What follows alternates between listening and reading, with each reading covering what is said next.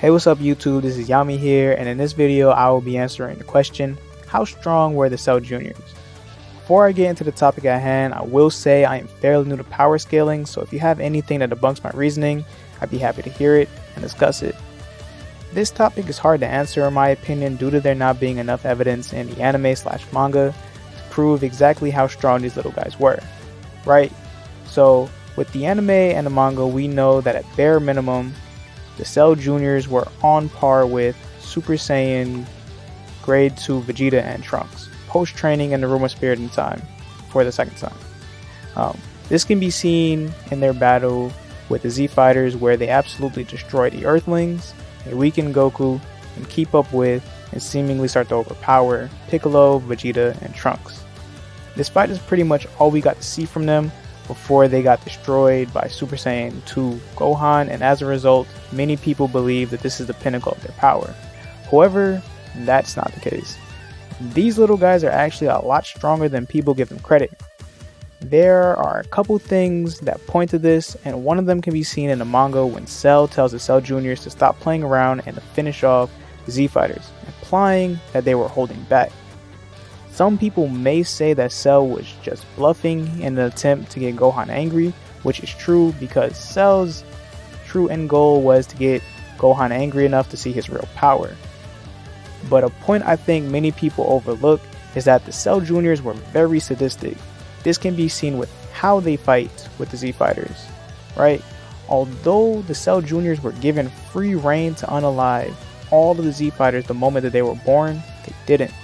Like, Cell literally tells them that they can unalive any of the Z Fighters. He doesn't care.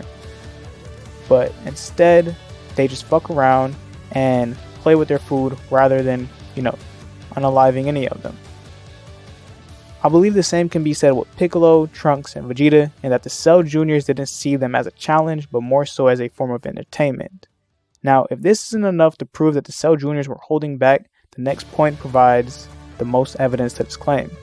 So in Daizenshu 7, it states that the Cell Jrs are on the same level or around the same level of Perfect Cell. This shows that the pinnacle of their power was above Super Saiyan Grade 2 Vegeta and Trunks, and that they were indeed holding back.